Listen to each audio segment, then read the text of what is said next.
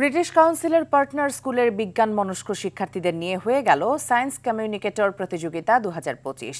ফেমল্যাগ একাডেমির পৃষ্ঠপোষকতায় শনিবার বিকেলে রাজধানীর ব্র্যাক বিশ্ববিদ্যালয়ের নিজস্ব ক্যাম্পাসে শিক্ষার্থীরা তাদের নিজস্ব বিজ্ঞান চিন্তা তুলে ধরে। সহযোগী 15টি স্কুলের শিক্ষার্থীদের নিয়ে আয়োজিত এই প্রতিযোগিতার ফাইনাল পর্বে অংশ নেন 9 শিক্ষার্থী। এদের মধ্য থেকে একজনকে বিজয়ী ঘোষণা করেন বিচারকরা। জাকারিয়া খানের রিপোর্ট।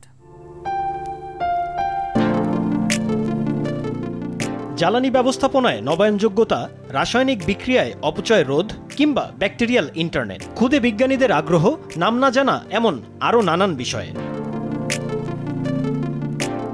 শুধুমাত্র আগ্রহ বা জানার মধ্যেই সীমাবদ্ধ না তাদের এই চেষ্টা। এসব বিষয়ে জ্ঞান অর্জনের পাশাপাশি কেন তা জরুরি জানান প্রতিযোগীরা। সবাই দেখে ইনফ্লুয়েন্সড হবে।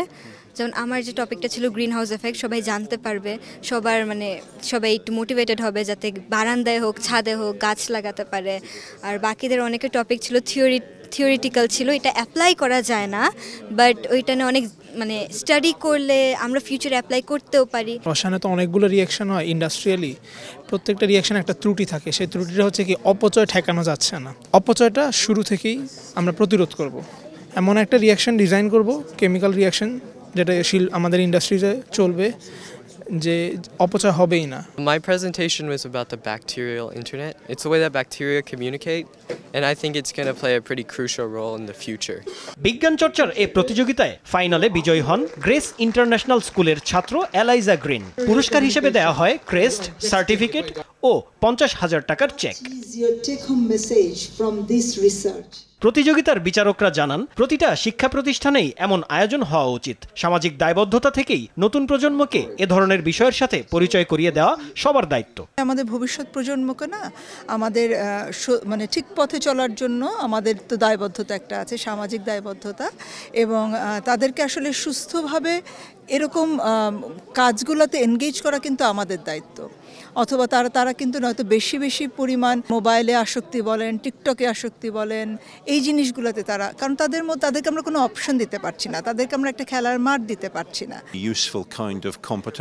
এ ধরনের ফ্রেন্ডলি প্রতিযোগিতা দেশের প্রতিটি শিক্ষা প্রতিষ্ঠানে হওয়া উচিত। আমরা এই বিষয়ে আলোচনা করছি কিভাবে আরো শিক্ষার্থীদের কাছে এ ধরনের প্রয়াস নিয়ে পৌঁছানো যায়। আয়োজকরা জানান, এই ধরনের প্রতিযোগিতা অন্যদের জন্য উদাহরণস্বরূপ। এ থেকে উদ্বুদ্ধ হয়ে অন্য শিক্ষার্থীরাও বিজ্ঞান চর্চায় আগ্রহী হবে।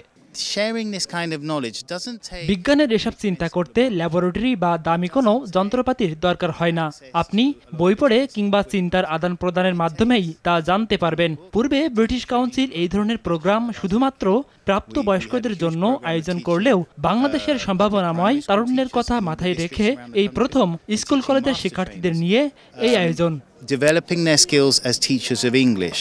ফাইনালে অংশ নেওয়া বাকি প্রতিযোগীদের সার্টিফিকেট, ক্রেস্ট ও 10,000 টাকার চেক দেওয়া হয়। অনুষ্ঠানটির মিডিয়া পার্টনার RTV। বিশেষ ধন্যবাদ জানাচ্ছি আমাদের মিডিয়া পার্টনার RTV কে। জাকারিয়া খান, RTV, ঢাকা।